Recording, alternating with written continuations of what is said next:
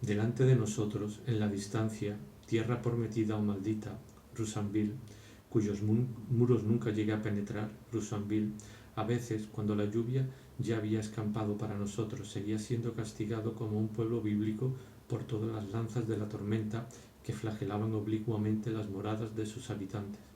o bien ya estaba perdonado por Dios Padre, que mandaba descender hacia él desigualmente largos, como los rayos de un monumento de altar, los tallos de oro desflecados de su sol reaparecido. Algunas veces el tiempo se estropeaba del todo. Había que volver y quedarnos encerrados en casa. Aquí y allá, en el fondo del campo que la oscuridad y la humedad hacían parecerse al mar, unas casitas aisladas, colgadas en la falda de una colina sumida en la oscuridad y en el agua, brillaban como barquitas que han replegado sus velas y permanecen inmóviles mar adentro toda la noche. Mas, ¿qué importa la lluvia? ¿Qué importa la tormenta? En verano, el mal tiempo solo es un humor pasajero, superficial. El buen tiempo subyacente y fijo, muy distinto del buen tiempo inestable y fluido del invierno, y que, al contrario, instalado en la tierra donde se ha solidificado con densos follajes sobre los que puede escurrirse la lluvia sin comprometer la resistencia de su permanente alegría, ha izado para toda la temporada, hasta en las calles del pueblo, en los muros de las casas y los jardines, sus estandartes de seda violeta o blanca. Sentado en el saloncito, donde esperaba leyendo la hora de la cena, oía el agua escurrirse de nuestros castaños, pero sabía que el chaparrón no haría otra cosa que barnizar sus hojas y que ellos prometían permanecer allí, rehenes del verano, durante toda la lluviosa noche, asegurando la continuidad del buen tiempo, que por más que lloviese mañana, por encima de la valla blanca de Tansonville seguirían ondulando, igual de numerosas, unas pequeñas hojas en forma de corazón,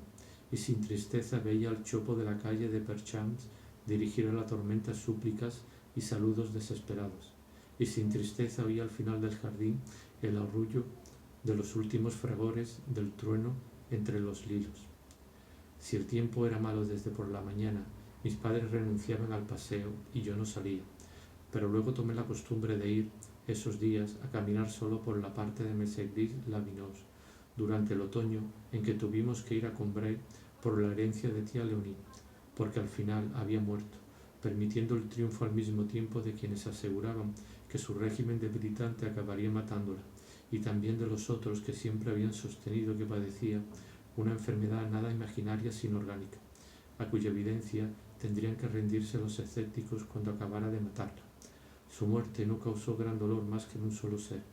pero fue un dolor salvaje. Durante 15 días que duró la última enfermedad de la tía, François no se apartó de ella un instante, no se desvistió, no permitió que nadie más la cuidase, y solo se separó de su cuerpo cuando fue enterrada. Entonces comprendimos que aquella especie de temor a los insultos, sospechas y arrebatos de cólera de la tía en que François había vivido habían desarrollado en ella un sentimiento que nosotros habíamos tomado por odio y que tenía mucho de veneración y amor. Su ama verdadera, el ama de las decisiones imposibles de prever, de las argucias difíciles de eludir, del buen corazón fácil de ablandar, su soberano, su misterioso y omnipotente monarca, ya no existía. Comparados con ella, nosotros contábamos bien poco. Estaba lejos el tiempo en que, cuando habíamos empezado a ir a pasar las vacaciones de Combray, gozábamos de tanto prestigio como la tía a los ojos de François. Ese otoño, totalmente absorbidos por las formalidades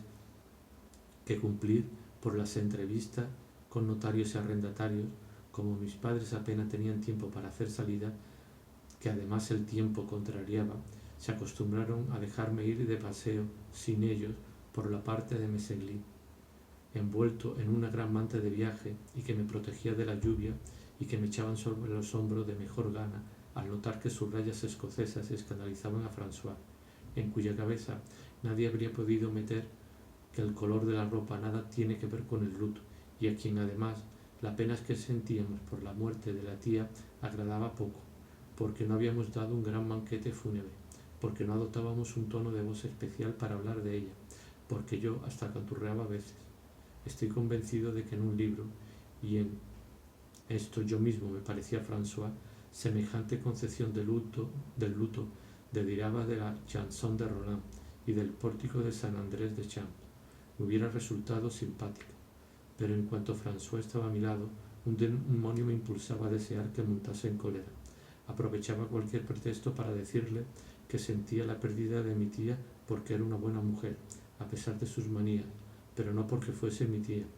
que hubiera podido ser mi tía y resultarme odiosa, y su muerte no darme pena alguna, palabras que en un libro me hubieran parecido insulsas. Si entonces François, colmada como un poeta por una oleada de confusos pensamientos sobre el dolor, sobre los recuerdos familiares, se excusaba por no saber responder a mis teorías y decía: no sé expresarme. Yo me jactaba de esa confesión con un sentido común irónico y brutal digno del doctor Percepi. Y si ella añadía: pues a pesar de todo tenía parentelos, y sigue quedando el respeto debido al parentelo. Yo me encogía de hombros y pensaba: soy demasiado bueno por discutir con una analfabeta que dice semejantes disparates, adoptando de este modo para juzgar a François el mezquino punto de vista de esos hombres que más lo desprecian en la imparcialidad de la meditación y son luego muy capaces de asumir esa parte cuando representan una de las escenas vulgares de la vida. Mis paseos de aquel otoño fueron más agradables todavía porque los daba tras las largas horas pasadas sobre un libro. Cuando estaba cansado de haber leído toda la mañana en la sala, me echaba la manta de viaje sobre los hombros y salía. Mi cuerpo, obligado largo tiempo a mantener la inmovilidad, pero cargados, gracias a ese rato de animación y de velocidad acumulada, necesitaba luego, como una peonza que soltamos, prodigarlas en todas direcciones. Las paredes de las casas, el seto de Tansonville, los árboles del bosque de Roussainville, los matorrales a los que se adosaba Montjovin, recibían golpes de paraguas de bastón, oían gritos joviales, que no eran ni unos ni otros, sino ideas confusas que me saltaban y que no habían alcanzado en el reposo de la luz, en el reposo, que no habían alcanzado el reposo en la luz, por haber preferido a un lento y difícil esclarecimiento el placer de una derivación más cómoda hacia una salida inmediata. La mayoría de las presuntas traducciones de lo que hacemos, de lo que hemos sentido, no hacen otra cosa que liberarnos, haciéndolo salir de nosotros bajo una forma indistinta que no nos enseña a conocerlo. Cuando trato de hacer el inventario de lo que debo a la parte de Meseglis, de los humildes descubrimientos a que sirvió de marco fortuito o inspirador necesario, recuerdo que fue ese otoño, en uno de aquellos paseos, junto al talud cubierto por la maleza que protege Montjovin, cuando me sorprendió por primera vez el desacuerdo entre nuestras impresiones y su expresión habitual, después de una hora de lluvia y viento contra los que había luchado lleno de entusiasmo. Al llegar a orillas de la charca de Montjovin, delante de una pequeña choza recubierta de tejas, donde el jardinero de Monsieur Vintol guardaba su apero de jardinería, acababa de salir el sol, y sus oros lavados por el chaparrón relumbraban de nuevo en el cielo, sobre los árboles, sobre la pared de la choza, sobre su techo de tejas todavía mojado, por cuya cresta se paseaba una gallina. El soplo del viento estiraba horizontalmente las hierbas locas que habían crecido en la pared del muro y las plumas algodonosas de la gallina. Unas y otras se dejaban llevar a capricho del viento en toda su longitud, con ese abandono de las cosas inertes y ligeras. El techo de teja creaba en la charca, que el sol volvía de nuevo, espejante, un jaspeado rosa en el que nunca hasta entonces me había fijado, y al ver sobre el agua y en la cara del muro una pálida sonrisa respondiendo a la sonrisa del cielo, exclamé entusiasmado, blandiendo mi paraguas cerrado: cáscaras, cáscaras. Pero al mismo tiempo sentí que mi deber hubiera sido no limitarme a esa exclamación opaca e intentar ver más claro en medio de mi arrobo. Y fue también en ese momento, gracias a un aldeano que pasaba, con aire de estar ya bastante malhumorado, de bastante mal humor, que empeoró cuando a punto estuve de darle con el paraguas en la cara, y que respondió fríamente a mi buen tiempo. ¿No le parece? ¿No da gusto caminar? Cuando supe que no se producen simultáneamente, según un orden preestablecido, las mismas emociones en todos los hombres. Más tarde, cada vez que una lectura algo prolongada me daba ganas de conversación, el compañero a quien ardía en deseo de dirigir la palabra acababa precisamente de entregarse al placer de hablar, y en ese momento deseaba que lo dejasen leer tranquilo. Si yo acababa de pensar en mis padres con cariño y de adoptar las decisiones más prudentes y adecuadas para contentarlos, ellos habían decidido en ese mismo tiempo enterarse de algún pecadillo que se me había olvidado, y que me reprochaban severamente en el momento mismo en que me lanzaba hacia ellos para darles un beso. A veces, a la exaltación que me proporcionaba la soledad, se añadía otra que no sabía aislar con nitidez, causada por el deseo de ver surgir ante mí una campesina a la que podría estrechar entre mis brazos. Nacido bruscamente y sin tiempo siquiera de relacionarlo exactamente con su causa, en medio de pensamientos muy diversos, el placer que la acompañaba solo me parecía un grado superior al que me daban esos mismos pensamientos. Atribuía un mérito suplementario a cuanto en ese momento ocupaba mi mente: el reflejo rosa del techo de teja, a las hierbas locas, al pueblo de Roussainville, a donde hacía mucho deseaba ir, a los árboles de su bosque, al campanario de su iglesia, por aquella emoción nueva que me los hacía parecer más deseable solo por creer que eran ellos los que la provocaban, y que parecía no buscar otra cosa que empujarme hacia ello con mayor velocidad cuanto inflaba mi vela con una brisa potente, desconocida y propicia. Mas si ese deseo de ver aparecer a una mujer añadía para mí a los encantos de la naturaleza un no sé qué más excitante, estos a su vez dilataban aquello que el encanto de la mujer podría tener de demasiado estrecho. Me parecía que la belleza de los árboles continuaba su belleza, y que su beso me entregaría el alma de aquellos horizontes, del pueblo de Roussainville, de los libros que yo leía aquel año. Como mi imaginación recobraba impulso al contacto de la sensualidad, como mi sensualidad se derramaba por todos los terrenos de mi imaginación, ya no había límites para mi deseo. También porque, como ocurre en esos momentos de soñación en medio de la naturaleza, cuando en suspenso el poder del hábito y dejadas de lado nuestras nociones abstractas de las cosas, creemos con fe profunda en la originalidad, en la vida individual del lugar en que estamos. La mujer que pasaba invocada por mi deseo no se parecía a un ejemplar cualquiera del tipo general mujer, sino un producto necesario y natural de aquel suelo, porque en ese tiempo todo lo que no era yo mismo, la tierra y las criaturas, me parecían más precioso, más importante, dotado de una existencia más real de lo que parecía a los hombres adultos. Yo no hacía distinción entre la tierra y las criaturas. Tenía deseo de una campesina de Messegli o de Roussainville, de una pescadora de Balbec, lo mismo que sentía deseo de Messegli y de Balbec. El placer que podía darme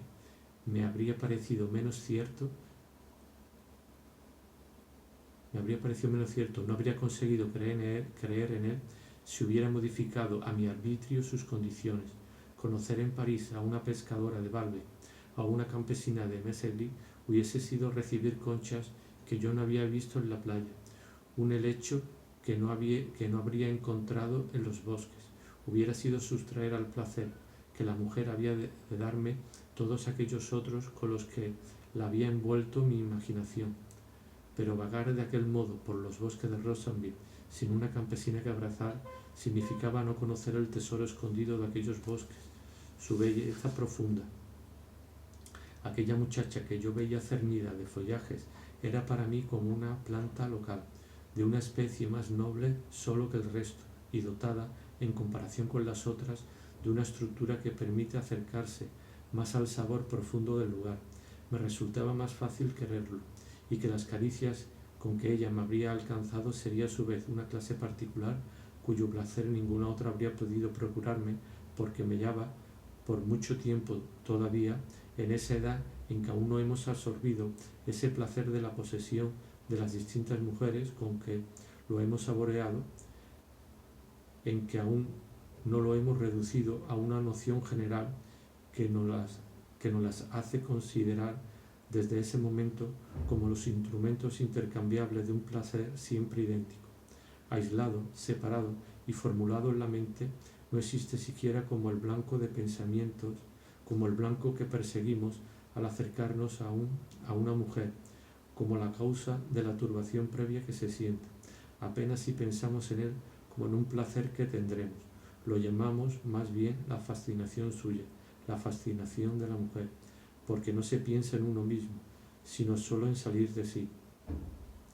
Oscuramente esperado,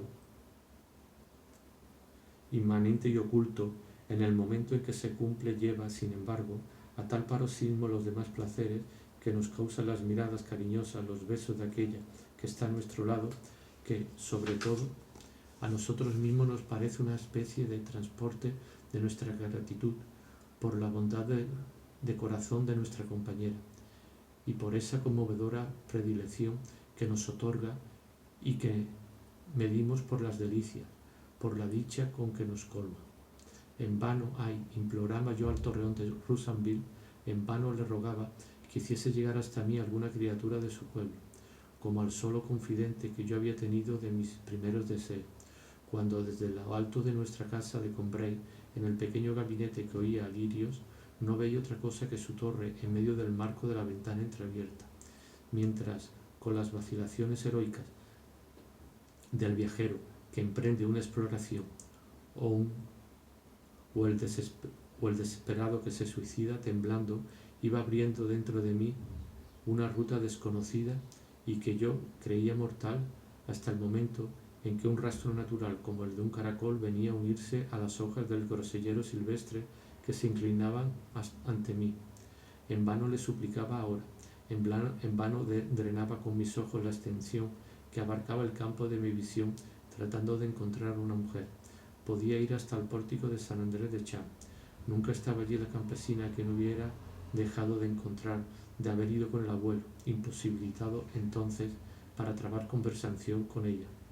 Miraba indefinidamente el tronco de un árbol lejano, tras el cual surgiría la mujer para venir hacia mí. El horizonte escrutado permanecía desierto, caía la noche, y entonces sin esperanza mi atención se aferraba como para aspirar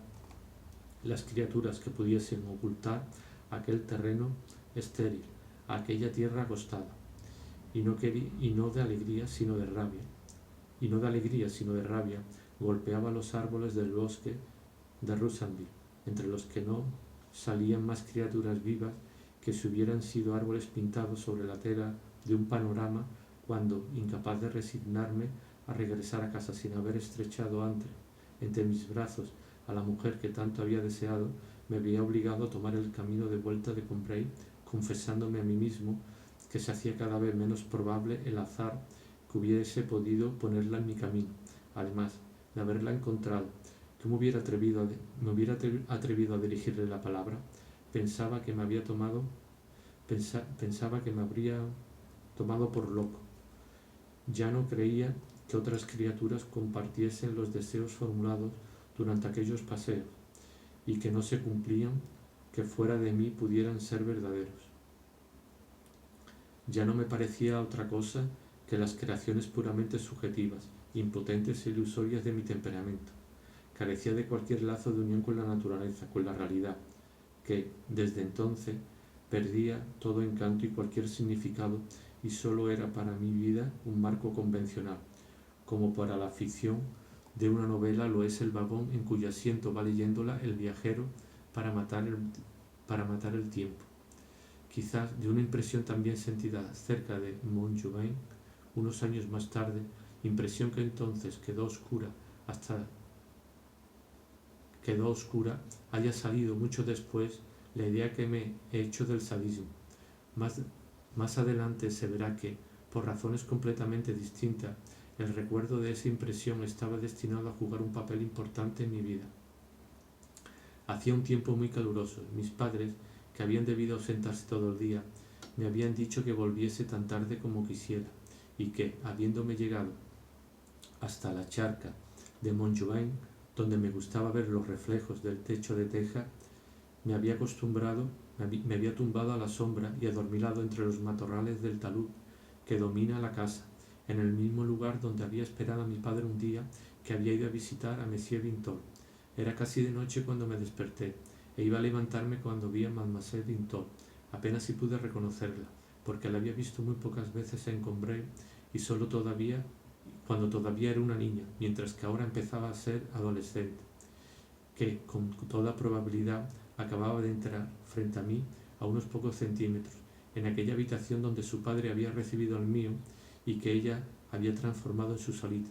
Estaba entreabierta la ventana, encendida la lámpara. Yo veía todos sus movimientos sin que ella me viese, pero si me hubiese ido, habría hecho crujir los matorrales. Ella me habría oído y habría podido pensar que me había escondido allí para espiarla. Estaba de riguroso luto, porque su padre había muerto hacía poco. Nosotros no habíamos ido a visitarla. Mi madre no lo habría querido en nombre de una virtud que era lo único que en ella limitaba los efectos de la bondad, el pudor. Pero la compadecía profundamente. Recordaba a mi padre el triste final de vida de Monsieur Vintol, totalmente absorbida en primer lugar por los cuidados de madre y niñera que prodigaba a su hija, luego por los sufrimientos que ésta le había causado. Volvía a ver el rostro torturado que el viejo había tenido en los tiempos últimos. Sabía que había renunciado por siempre a pasar a limpio toda su obra de los últimos años, pobres fragmentos de un anciano profesor de piano, de un viejo organista de pueblo, de los que suponíamos, desde luego, que apenas tenía valor en sí mismo, pero que no despreciábamos porque para él significaban mucho, porque habían sido su razón de vivir antes de sacrificarlos a su vida, y porque, en su mayor parte, ni siquiera transcritos, conservados solos en su memoria, anotados algunos en hojas sueltas y legibles, permanecerían ignorados. Mi madre pensaba en aquella otra renuncia, más cruel todavía, a la que se vio forzado Monsieur Vintol, la renuncia a un futuro de felicidad honesta y respetada para su hija. Cuando evocaba así la extremada angustia del antiguo maestro de piano de mis tías, sentía auténtica pena y, aterrada, pensaba en aquella otra mucho más amarga que debía de sufrir Mademoiselle Vintol, entreverada por el remordimiento de haber ido matando poco a poco a su padre. Pobre Monsieur Vintol, decía mi madre, ha vivido y ha muerto por su hija, sin haber recibido su recompensa. La recibirá después de su muerte, y en qué forma. Solo podía venirle de ella. En el fondo de la salita de Mademoiselle Vintol, sobre la chimenea, reposaba un pequeño retrato de su padre que ella se apresuró a buscar cuando sonó el rumor de un coche procedente de la carretera. Luego se echó sobre el sofá y acercó una mesita en la que colocó el retrato, lo mismo que en ocasión distinta Monsieur Vintol había puesto a su lado la partitura que deseaba tocar para mis padres. No tardó en entrar su amiga. Mademoiselle Vintol la recibió sin levantarse, con las dos manos cruzadas detrás de la cabeza, y se corrió hacia el lado opuesto del sofá como para hacerle sitio, pero inmediatamente se dio cuenta de que, de ese modo, parecía querer imponerle una actitud que acaso le resultase molesta.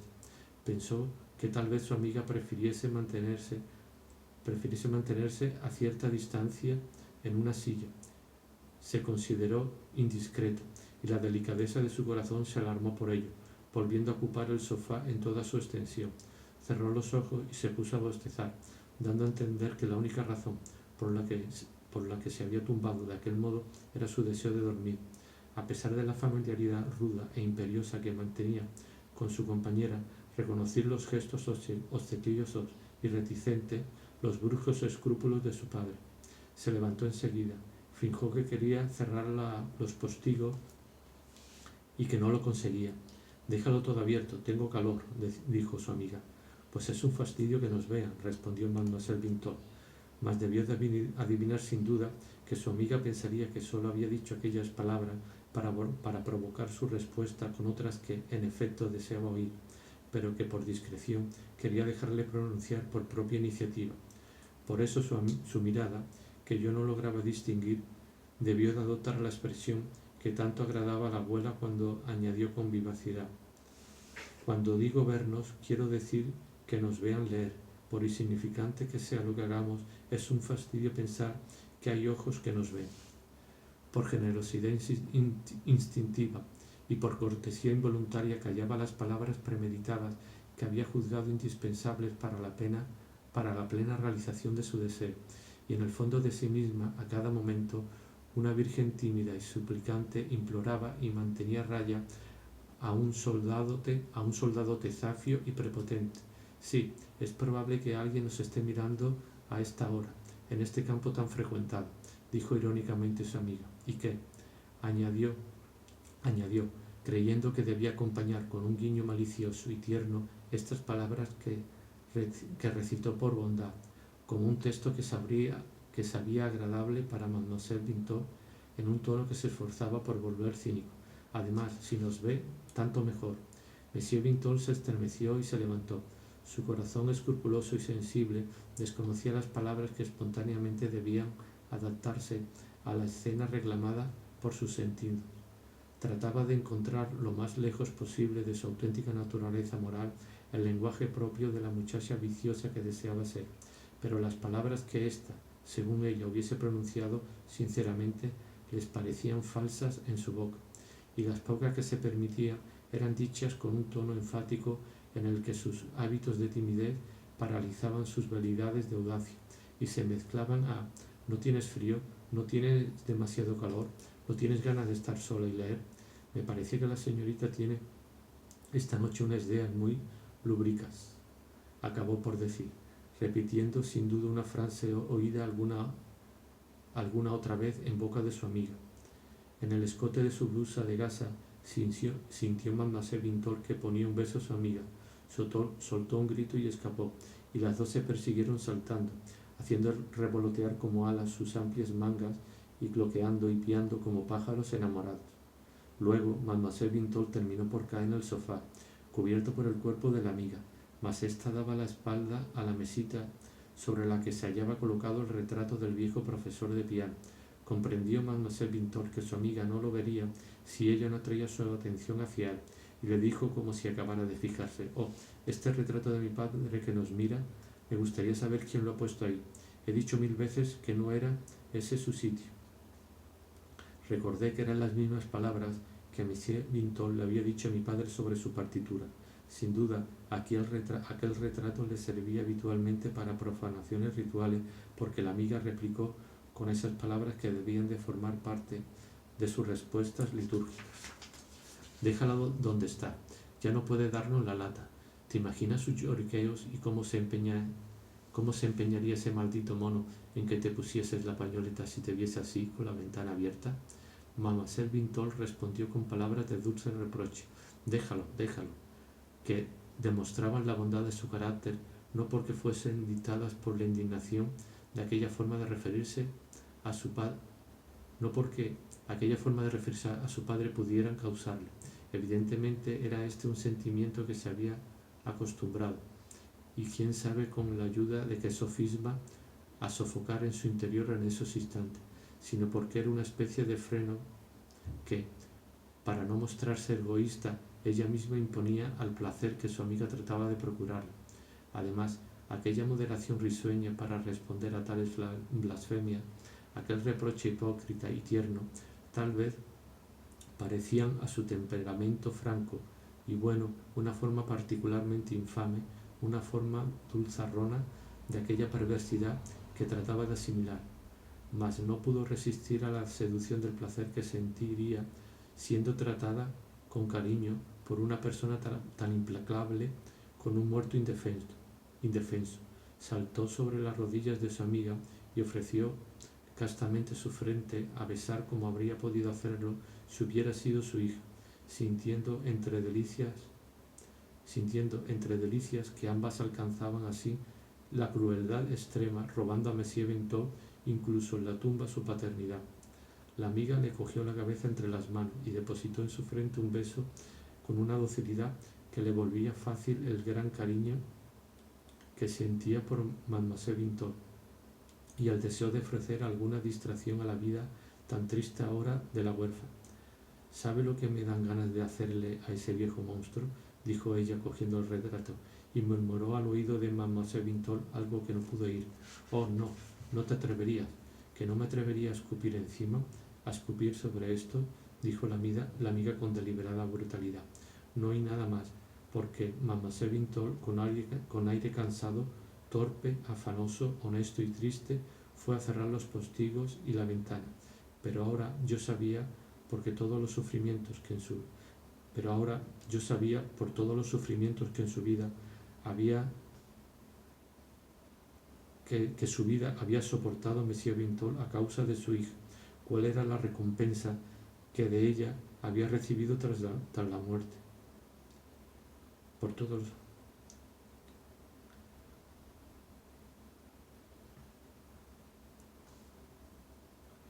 y sin embargo, luego he pensado que si Monsieur Vintol hubiese podido asistir a esta escena, tal vez no habría perdido su fe en el buen corazón de su hija, y acaso no anduviese del todo equivocado. Cierto que en los hábitos de Mademoiselle Vintol la apariencia del mal era tan completa que hubiese costado trabajo encontrarla llevar a tal grado de perfección, salvo en una sádica. Es a la luz de las candilejas de los teatros de boulevard, antes que bajo la lámpara de una verdadera casa de campo, donde es dado a ver a una muchacha obligar a una amiga a escupir sobre el retrato de un padre que solo vivió para ella. Y solo el sadismo, en última instancia, da fundamento en la vida a la estética del melodrama. En la realidad, y salvo los casos de sadismo, una muchacha tal vez no podría cometer faltas no menos crueles que la de Mademoiselle Vintol contra la memoria y las voluntades del padre muerto, pero no la resumiría expresamente en un acto de un simbolismo tan rudimentario y tan ingenuo. Lo que de criminal hubiese en su conducta quedaría más velado a los ojos de la gente, e incluso a sus propios ojos, porque haría el mal sin confesárselo a sí misma. Pero, más allá de la apariencia, en el corazón de Mademoiselle Vintol, el mal, cuando menos al principio, no fue sin duda puro. Una sádica como ella es la artista del mal, cosa que una criatura completamente malvada no podría ser, porque el mal ya no sería externo, a ella le parecería del todo natural, no se distinguiría siquiera de su persona, y al no guardarle culto, no encontraría placer sacrílego alguno en profanar la virtud, la memoria de los muertos y la ternura filial. Los sádicos de la especie de Mademoiselle Vintol son seres tan puramente sentimentales, tan naturalmente virtuosos, que hasta el placer sensual les parece algo malo, el privilegio de los malvados, y cuando asimismo se permiten entregarse por un momento a ello, es en la piel de los malvados donde tratan de entrar y hacer entrar a su cómplice, para gozar así por un instante la ilusión de evadirse de su alma escrupulosa y tierna, para penetrar en el mundo inhumano del placer. Y yo comprendía con cuánto ardor lo hubiese deseado al ver lo imposible que le resultaba conseguirlo. En el momento en que pretendía ser tan distinta de su padre, lo que me recordaba eran las formas de pensar, de hablar, del viejo profesor de piano, mucho más que su fotografía, lo que profanaba, lo que ponía al servicio de sus placeres, pero que seguía estando entre ellos y ella, y le impedía saborearlo directamente, era la semejanza de su cara, los ojos azules de su propia madre, que él le había transmitido como una joya de familia, aquellos ademanes amables que interponían entre Mademoiselle Vintol y su vicio una fraseología, una mentalidad que no estaba hecha para ese vicio, y le impedía conocerlo como algo sustancialmente distinto de los numerosos deberes de cortesía a los que se consagraba de ordinario. No era el mal lo que le daba la idea del placer, que le parecía agradable, era el placer lo que le parecía maligno, y como siempre que se entregaba a él venía acompañado de esos pensamientos malos que el resto del tiempo estaban ausentes de su alma virtuosa, terminaba por encontrar en el placer algo diabólico, por identificarlo con el mal. Tal vez sintiese Mademoiselle Vintol que su amiga no era en el fondo mala, ni sincera cuando le decía aquellas palabras blasfemas, pero al menos tenía el placer de besar en su rostro sonrisas y miradas, quizás fingidas, pero análogas en su expresión viciosa y rastrera, a las que había podido encontrar no en una criatura de bondad y sufrimiento, sino en una criatura de crueldad y de placer. Por unos instantes era capaz de imaginar que se entregaba realmente a juegos que hubiera podido jugar con una cómplice igual de desnaturalizada, con una muchacha que tuviese de hecho aquellos sentimientos bárbaros hacia la memoria de su padre. Mas puede que no hubiera pensado en el mal como un estado tan raro, tan extraordinario, tan vertiginoso, donde tan reparador era refugiarse, si hubiera sabido discernir en sí misma y en todo el mundo esa indiferencia al sufrimiento que provocamos y que, como quiera que se llame, es la forma terrible y permanente de la crueldad. Si era bastante sencillo ir por la parte de Meseglis, cosa muy distinta resultaba ir por la parte de Guermantes.